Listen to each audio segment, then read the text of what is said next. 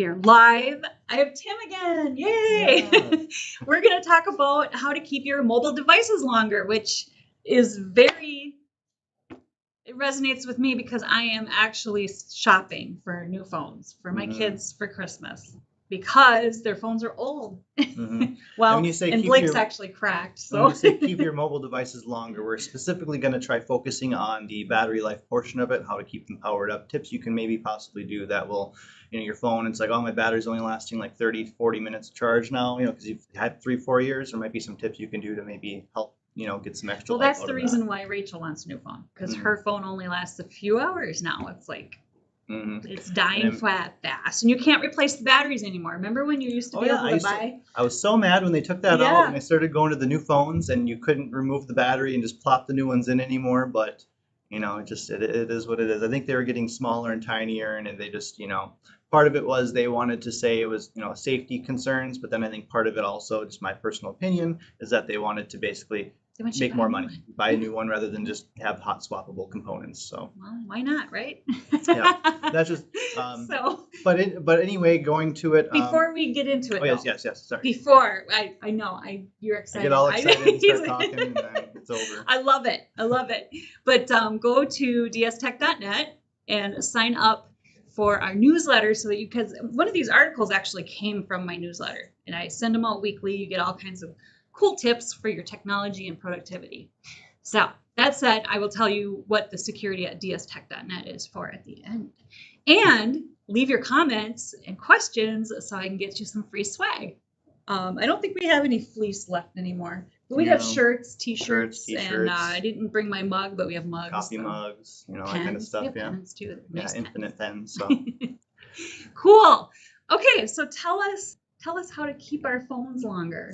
Well, a lot of that just comes down to taking the time to set a lot of preferences on your phone. A lot of times you get your phone from, say, Verizon, AT&T, or wherever you get it. You bring it home, they copy over all your contacts for you, and you just kind of, you forget about it. And then maybe you'll start turning certain things off as they create too much noise.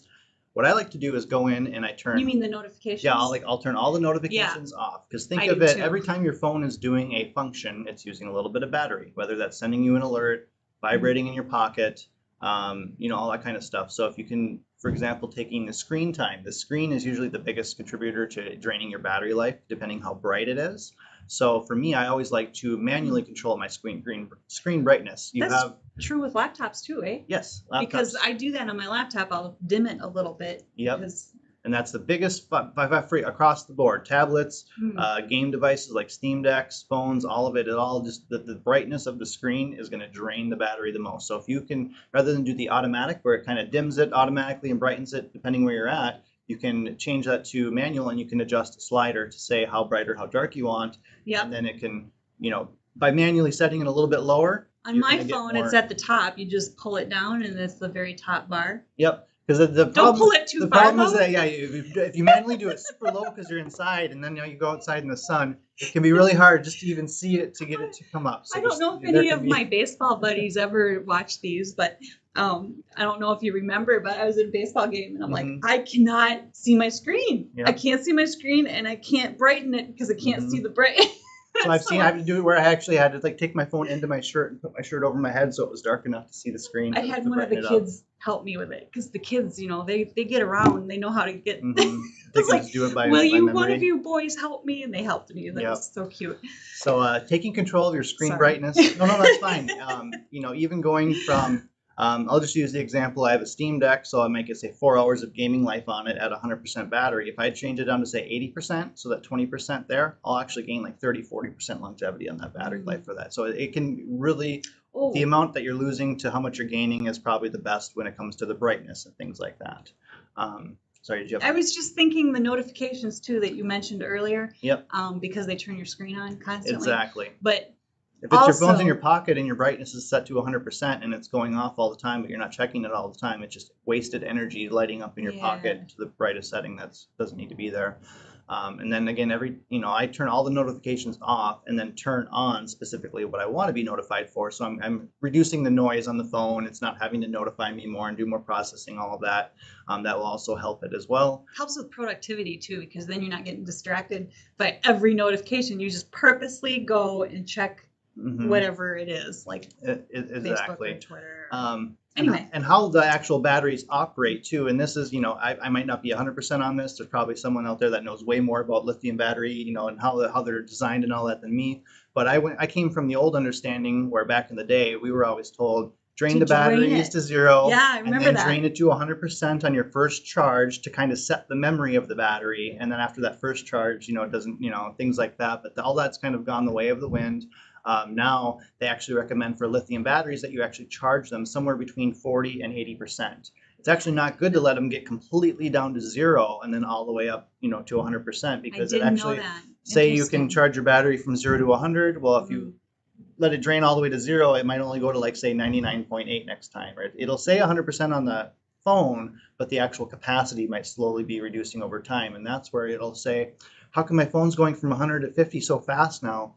It's going that fast because the overall capacity of the battery is slowly losing its top capacity over each recharge.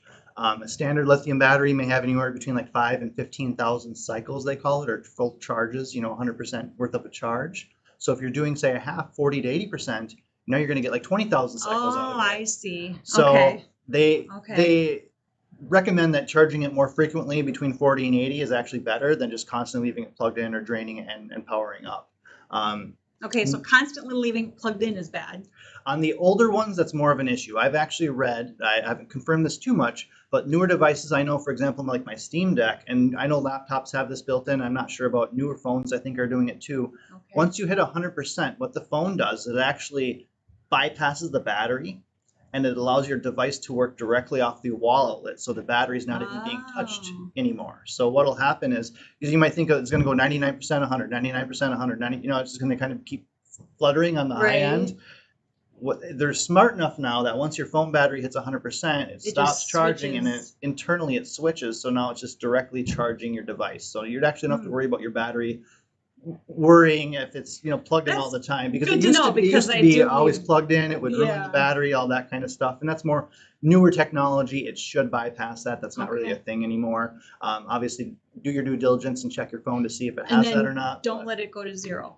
Don't let it go to zero is the biggest thing with the lithium, which coming to the next tip can be hard depending what kind of climate you're at, because another tip is, they're meant to be operated around like 30 degrees Celsius, around, room temperature, that kind of thing. So if you leave it in your vehicle in the summertime, so 70? So I don't know, like 98, I guess, 70 to 80, your normal temperature. Once you get turning below zero or like over 110, 120 degrees, they're not supposed, it'll start losing a little bit. I'm sure, car EVs and more industrial style batteries are more designed to handle the different temperatures, but like your standard phone, if you leave it on the dash of your car in the summertime and it's just getting blasted by the sun, that's really bad for those batteries, can possibly cause explosions if they get too hot with the lithium style. And then the inverse of that, the cold weather, will drain your battery so fast you won't even know what happened. From me, I live in a colder climate area, say I'll go cross country skiing with my little GoPro.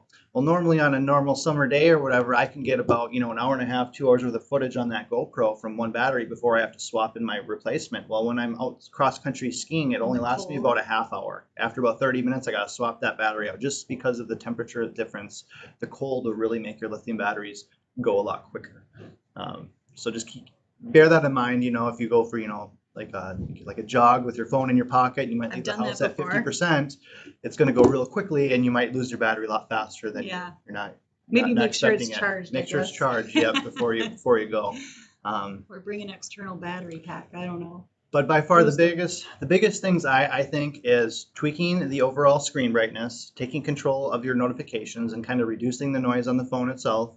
And then just being cognizant of your charging habits. Try not to let it drain all the way to zero all the time, because if you let it drain to zero and then you charge it and then zero, then charge it, it's going to wear out that battery quicker. Where, some people, usually the average life, people say 2 to 3 years. In about 2 to 3 years, you're going to significantly can tell your phone battery is not lasting like it used to. And that's usually when people will upgrade and get a new phone. What about sleep mode?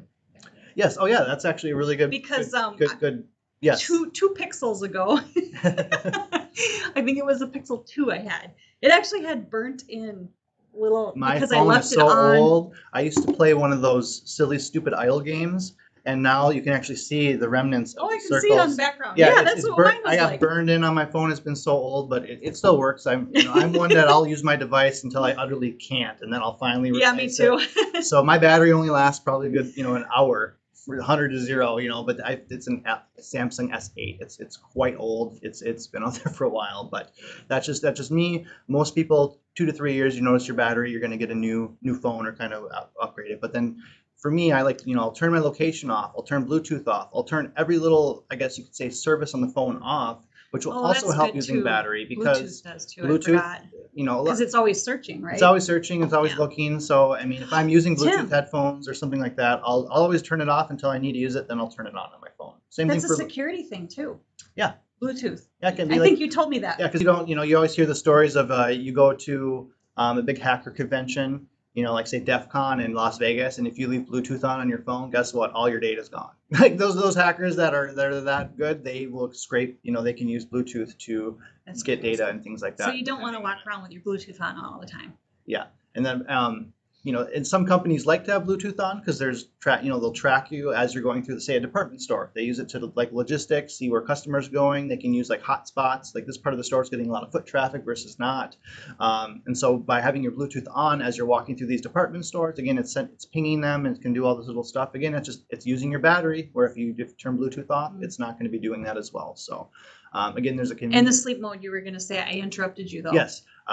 Sleep mode, obviously you can adjust it to where, say, after 30 seconds of not hitting a button, my phone goes to sleep, or a minute or 10 or however long you do it. The quicker you have that, the more battery you're going to save. Obviously, if you're using your phone, say, to watch a movie and it's up and you don't want it falling asleep too often on you, you can obviously adjust it as needed. But overall, making the sleep be a quicker interval where after 30 seconds, a minute, it's going to dim and then eventually go to sleep will definitely save your phone a lot of battery life as well. Because, if you take your phone and then you just put it in your pocket without actually manually putting it to sleep or closing it, it's going to be on the whole time, just using battery and all of that. So definitely, the sleep is a good one that I almost overlooked there. So that's a good tip too. So awesome. Yeah, pretty much. Yeah. Brightness, sleep, notifications, just kind of taking your phone and going into the settings and kind of adjusting them is kind of the biggest and way. The charging thing that I didn't know about. The charging, yep. Cool. Thank you so much. So now your phones will last longer. You don't have to buy one every Christmas. Yeah. Hopefully every 2 or 3 now, not just right? every one. I think that's the general rule of thumb, right? Batteries last like around 3 years. They usually say 2-3 years, somewhere around there. Like I've been going on this phone now for 5 or 6, so I've been really trying to stretch the life out of mine, but everyone's use case is different depending how often you're using your device, that kind of stuff. So. And DS Tech is cool because sometimes we have phones on our Christmas list.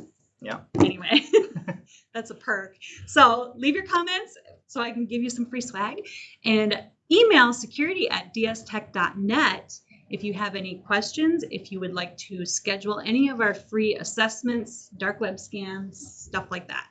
So we'll check your network out and make sure your data is safe for your business. So make it a great day and keep those phones alive. See you next time.